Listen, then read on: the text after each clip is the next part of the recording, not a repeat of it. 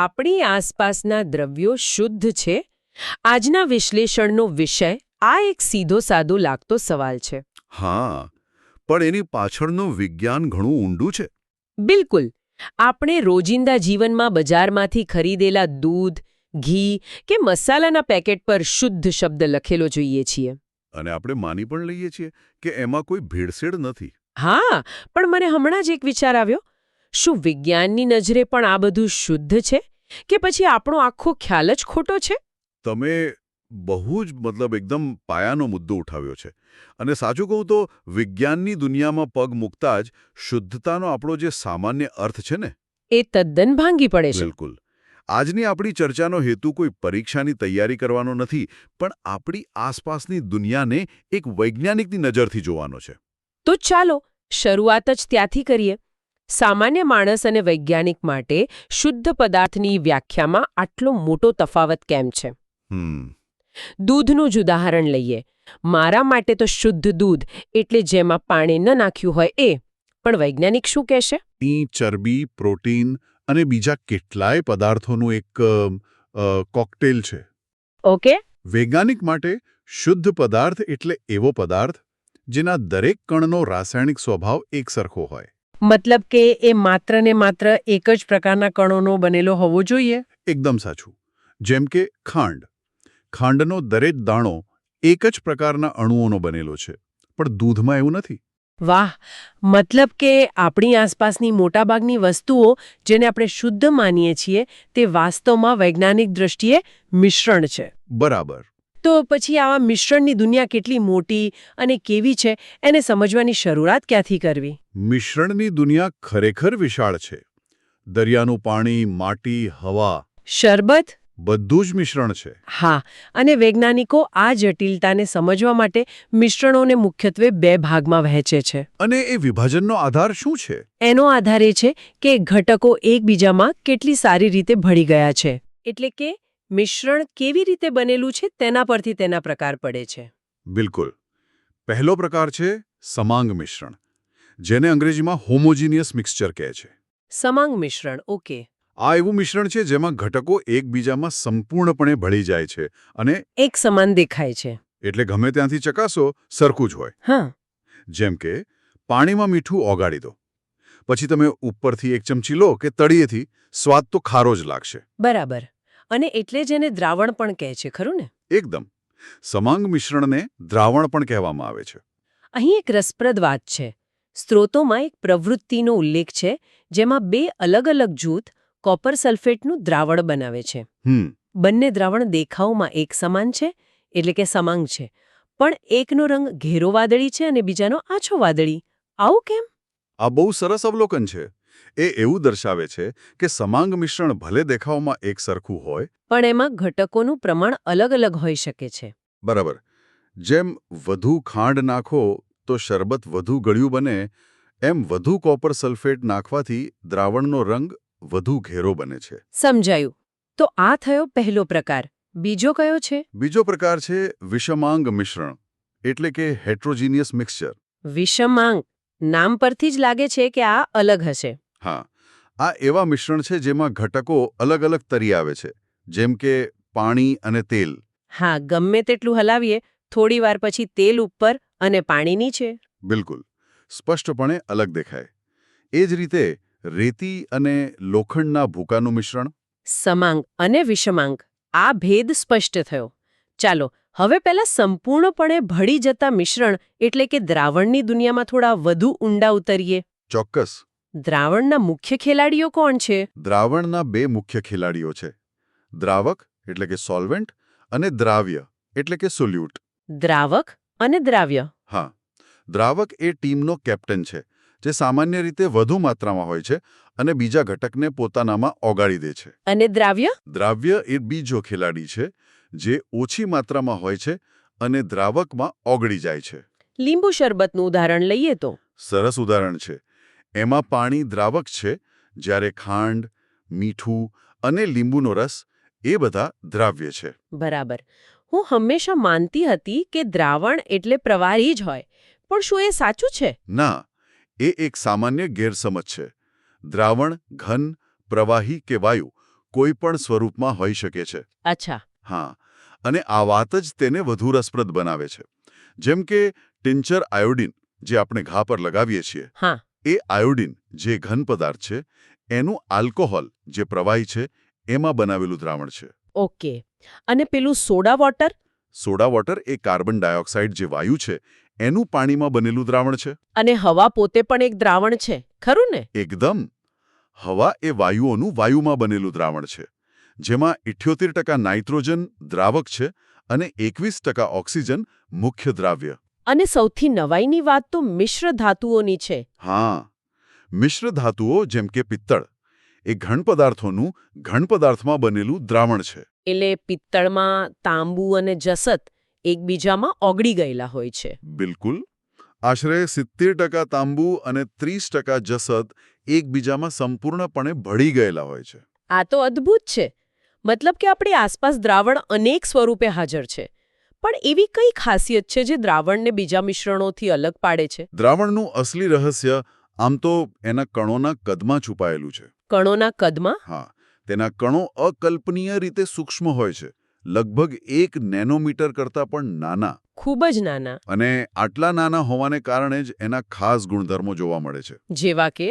એક તો એ નરી આંખે દેખાતા નથી, બીજું તે પ્રકાશના કિરણોને વિખેરી શકતા નથી. એટલે કે ટોર્ચનો પ્રકાશ પસાર કરીએ તો તમને પ્રકાશનો માર્ગ નહીં દેખાય. અને ત્રીજું, ગાળણ જેવી સાદી પદ્ધતિથી તમે દ્રાવ્યના કણોને દ્રાવકથી અલગ ન કરી શકો. બરાબર. ખાંડ ઓગળી જાય પછી તેને ગરણીથી પાછી ન મેળવી શકાય. અને છેલ્લે દ્રાવણ એકદમ સ્થાયી હોય છે. તમે તેને ગમે તેટલો સમય મૂકી રાખો, ખાંડના કણો તળિયે બેસી નહીં જાય. એટલે કે એકવાર ભળી ગયા પછી એક કાયમ માટે ભળી ગયા. હા. હવે આપણે મંદ અને સાંદ્ર જેવા શબ્દો પણ સાંભળીએ છીએ. તેનો દ્રાવણ સાથે શું સંબંધ છે? એ દ્રાવણની તાકાત કે ઘનતા બતાવે છે, જેને વૈજ્ઞાનિક ભાષામાં સાંદ્રતા કહે છે. ઓકે. આ સમજવા માટે એક બસનું ઉદાહરણ લઈએ. જ્યારે બસમાં થોડી સીટો ખાલી હોય ત્યારે તે અસંતૃપ્ત દ્રાવણ જેવી છે. એટલે કે હજુ વધુ મુસાફરો મતલબ કે દ્રાવ્ય બેસી શકે છે. બરાબર. પણ જ્યારે બસની બધી જ સીટો ભરાઈ જાય ત્યારે તે સંતૃપ્ત દ્રાવણ જેવી છે. એની ક્ષમતા પૂરી થઈ ગઈ. હા, દ્રાવણ તેની ક્ષમતા મુજબ મહત્તમ દ્રાવ્ય ઓગાળી ચૂક્યું છે અને એ ભરેલી બસમાં જેટલા મુસાફરો છે એ સંખ્યાને તે પદાર્થની દ્રાવ્યતા કહી શકાય. બરાબર. અને આ તાકાતને માપી પણ શકાય છે, ખરું ને? ચોક્કસ. સ્ત્રોતોમાં આપેલા ઉદાહરણ મુજબ જો 320 ગ્રામ પાણીમાં 40 ગ્રામ મીઠું ઓગાળવામાં આવે તો ગણતરી કરતાં ખબર પડે કે તે દ્રાવણ 11.1% સાંદ્ર છે. અહીં આંકડો ગોખવા કરતાં એ ખ્યાલ સમજવો વધુ મહત્વનો છે કે આપણે દ્રાવણ કેટલું સ્ટ્રોંગ છે તે માપી શકીએ છીએ. બિલકુલ. દ્રાવણનો ખ્યાલ હવે સ્પષ્ટ છે. પણ જો કણો દ્રાવણના કણો કરતાં મોટા હોય અને ઓગળવાનો ઇનકાર કરી દે તો શું થાય? ત્યારે આપણને મળે છે નિલંબન. અંગ્રેજીમાં જેને સસ્પેન્શન કહીએ છીએ. નિલંબન. હા, નિલંબન એ વિષમાંગ મિશ્રણ છે જેમાં દ્રાવ્યના કણો ઓગળતા નથી પણ આખા માધ્યમમાં તરતા રહે છે. જેમ કે પાણીમાં ચોકનો ભૂક્કો કે કાદવવાળું પાણી. એકદમ સાચું. દ્રાવણથી તેના ગુણધર્મો તદ્દન વિપરીત છે. તેના કણો મોટા હોવાથી નરી આંખે જોઈ શકાય છે. અને પ્રકાશના માર્ગને પણ દૃશ્યમાન બનાવે છે. હા, અને સૌથી મહત્વનું, તે અસ્થાયી છે. તમે તેને થોડીવાર શાંત મૂકી દો એટલે ગુરુત્વાકર્ષણને કારણે બધા કણો ધીમે ધીમે તળિયે બેસી જશે. અને ગરણીથી અલગ પણ કરી શકાય. સરળતાથી. તો આપણી પાસે એક તરફ છે દ્રાવણ જે સંપૂર્ણપણે સ્થાયી અને એક સમાન છે, અને બીજી તરફ છે નિલંબન જે અસ્થાયી અને અસમાન છે. હા. શું આ બેની વચ્ચે પણ કંઈક છે? બરાબર. આ જ સવાલ આપણને ત્રીજા અને સૌથી રસપ્રદ પ્રકાર પર લઈ જાય છે. કલીલ. કલીલ. હા, અંગ્રેજીમાં કોલોઇડ. કલીલ એ રસાયણ વિજ્ઞાનના મહાન બહુરૂપિયા છે. બહુરૂપિયા કઈ રીતે? એ દેખાવમાં દ્રાવણ જેવું જ સમાંગ લાગે છે, પણ વાસ્તવમાં તે વિષમાંગ મિશ્રણ છે. અચ્છા. દૂધ એનું શ્રેષ્ઠ ઉદાહરણ છે. દૂધ? પણ એ તો બધી જગ્યાએથી એક સરખું જ દેખાય છે. આપણી આંખોને એવું જ લાગે છે, પણ સૂક્ષ્મ સ્તરે દૂધમાં ચરબીના નાના નાના કણો પાણીમાં તરતા હોય છે. ઓકે. કલીલના કણોનું કદ દ્રાવણના કણો કરતાં મોટું પણ નિલંબનના કણો કરતાં નાનું હોય છે. એટલે આ વચગાળાનું કદ થયું. બરાબર. અને આ વચગાળાના કદને કારણે જ તે ખાસ ગુણધર્મો દર્શાવે છે. તેના કણો એટલા મોટા હોય છે કે તે પ્રકાશના કિરણોને વિખેરી શકે છે. અને આ ઘટનાને ટિન્ડલ અસર કહે છે. એકદમ સાચું. મેં આ નામ સાંભળ્યું છે. આ એ જ છે ને જે ગાઢ જંગલમાં ઝાડની વચ્ચેથી આવતા સૂર્યપ્રકાશના શેરડામાં દેખાય છે? બિલકુલ. એ સૂર્યપ્રકાશનો દેખાતો માર્ગ હવામાં તરતા ધૂળ અને ભેજના કણોને કારણે છે, જે હવાને એક કલીલ બનાવે છે. સિનેમા હોલમાં પ્રોજેક્ટરનો પ્રકાશ પણ એ જ છે? હા, એ પણ ટિન્ડલ અસર જ છે. કલીલના ગુણધર્મો પણ મજેદાર છે. તે વિષમાંગ હોવા છતાં સ્થાયી છે. એટલે દૂધમાં મલાઈ ઉપર આવે છે પણ ચરબીના કણો તળિયે નથી બેસી જતા? બરાબર. તેને ગાળણથી અલગ ન કરી શકાય, પણ સેન્ટ્રીફ્યુગેશન જેવી ખાસ પદ્ધતિથી તેના ઘટકોને અલગ કરી શકાય છે. દૂધમાંથી મલાઈ કાઢવાની પદ્ધતિ આનું જ ઉદાહરણ છે. હા. દ્રાવણ, નિલંબન અને કલીલ મિશ્રણના આ ત્રણેય રૂપો વચ્ચેનો ભેદ હવે સ્પષ્ટ છે. ચલો હવે વિષય બદલીએ. આપણે પદાર્થોમાં થતા ફેરફાર વિશે શું? ભૌતિક અને રાસાયણિક ફેરફાર વચ્ચેનો મૂળભૂત તફાવત શું છે? આ એક ખૂબ જ પાયાનો ખ્યાલ છે. ભૌતિક ફેરફારને આપણે પદાર્થનો કોસ્ટ્યુમ ચેન્જ કહી શકીએ. Costume change? હા. પદાર્થનું મૂળ સ્વરૂપ બદલાતું નથી, ફક્ત તેનો દેખાવ, આકાર કે અવસ્થા બદલાય છે. જેમ કે પાણીનું બરફ બનવું. બરાબર. તે બરફ ઘન, પાણી પ્રવાહી કે વરાળ વાયુ બને, ત્રણેય અવસ્થામાં તે H2O જ રહે છે. એનું અસલી પાત્ર બદલાતું નથી. તો પછી રાસાયણિક ફેરફારે કેરેક્ટર ચેન્જ જેવું થયું? બિલકુલ. રાસાયણિક ફેરફારમાં પદાર્થની ઓળખ જ બદલાઈ જાય છે. એક નવો જ પદાર્થ બને છે. અને એના ગુણધર્મો પણ મૂળ પદાર્થ કરતાં તદ્દન અલગ હોય છે. હા. જેમ કે લાકડાને સળગાવવું. સળગ્યા પછી તે રાખ અને ધુમાડામાં ફેરવાઈ જાય છે. તમે તેને પાછું લાકડું બનાવી શકતા નથી. લોખંડને કાટ લાગવો એ પણ રાસાયણિક ફેરફાર છે? હા. અને એક સરસ ઉદાહરણ મીણબત્તીનું સળગવું છે, જેમાં બંને ફેરફાર એક સાથે થાય છે. અચ્છા, એ કઈ રીતે? મીણનું પીગળીને નીચે આવવું એ ભૌતિક ફેરફાર છે. પણ વાટમાં મીણનું બળીને પ્રકાશ અને ગરમી આપવી એ રાસાયણિક ફેરફાર છે. એકદમ સાચું. ફેરફારોની આ વાત આપણને પાછા મૂળ પ્રશ્ન પર લઈ આવે છે. જો મોટાભાગની વસ્તુઓ મિશ્રણ છે, તો પછી વૈજ્ઞાનિક દ્રષ્ટિએ ખરેખર શુદ્ધ શું છે? સરસ સવાલ. શુદ્ધ પદાર્થોને બે મુખ્ય કેટેગરીમાં વહેંચી શકાય. તત્વો એટલે કે એલિમેન્ટ્સ અને સંયોજનો એટલે કે કમ્પાઉન્ડ્સ. તત્વો અને સંયોજનો. હા. તત્વો એ બ્રહ્માંડના મૂળભૂત લેગો બ્રિક્સ છે. લેગો બ્રિક્સ રસપ્રદ. વૈજ્ઞાનિક લેવોઇઝિયરની વ્યાખ્યા મુજબ તત્વ એ દ્રવ્યનું એવું મૂળભૂત સ્વરૂપ છે જેને કોઈ પણ રાસાયણિક પ્રક્રિયાથી વધુ સરળ પદાર્થોમાં તોડી શકાતું નથી. જેમ કે ઓક્સિજન, હાઇડ્રોજન, લોખંડ, સોનું. બરાબર. આ બધા તત્વો છે. અને આ લેગો બ્રિક્સ પણ અલગ અલગ પ્રકારની આવે છે, ખરું ને? ધાતુ, અધાતુ. હા. તેમના ગુણધર્મોને આધારે તેમને 3 જૂથમાં વહેંચી શકાય. પહેલું, ધાતુઓ. જે સામાન્ય રીતે ચળકતી, મજબૂત અને ઉષ્મા તથા વિદ્યુતની સુવાહક હોય છે. બરાબર. તેમને ટીપીને પતરા અને ખેંચીને તાર બનાવી શકાય છે. પણ અહીં એક મજેદાર તથ્ય એ છે કે પારો એટલે કે મર્ક્યુરી એકમાત્ર એવી ધાતુ છે જે ઓરડાના તાપમાને પ્રવાહી હોય છે. અચ્છા. અને બીજું જૂથ અધાતુઓ. બ્રોમિન, જે ઓરડાના તાપમાને પ્રવાહી અધાતુ છે. અને ત્રીજું જૂથ? ત્રીજું છે અર્ધધાતુઓ, જે ધાતુ અને અધાતુ બંને જેવા થોડા થોડા ગુણધર્મો ધરાવે છે. સિલિકોન અને જર્મેનિયમ આના શ્રેષ્ઠ ઉદાહરણો છે જે કમ્પ્યુટર ચિપ્સમાં વપરાય છે. તો તત્વો એ મૂળભૂત લેગો બ્રિક્સ થયા. તો પછી સંયોજનો શું છે? સંયોજનો એ લેગો બ્રિક્સમાંથી બનાવેલી ચોક્કસ રચનાઓ છે. ઓકે. જ્યારે 2 કે તેથી વધુ તત્વો રાસાયણિક રીતે એક નિશ્ચિત પ્રમાણમાં જોડાય ત્યારે સંયોજન બને છે. પાણી એટલે કે H2O એનું ઉત્તમ ઉદાહરણ છે. જેમાં હંમેશા હાઇડ્રોજનના 2 પરમાણુ અને ઓક્સિજનનો 1 પરમાણુ જ હોય. બરાબર. અને સૌથી મહત્વની વાત, સંયોજનના ગુણધર્મો તેના મૂળ તત્વો કરતાં તદ્દન અલગ હોય છે. હા. હાઇડ્રોજન અને ઓક્સિજન બંને સળગી શકે છે, પણ તેમાંથી બનેલું પાણી આગોલવે છે. એકદમ. અહીં જ સૌથી મોટો ગૂંચવાળો થાય છે. મિશ્રણ અને સંયોજન બંનેમાં એકથી વધુ પદાર્થો ભેગા થાય છે.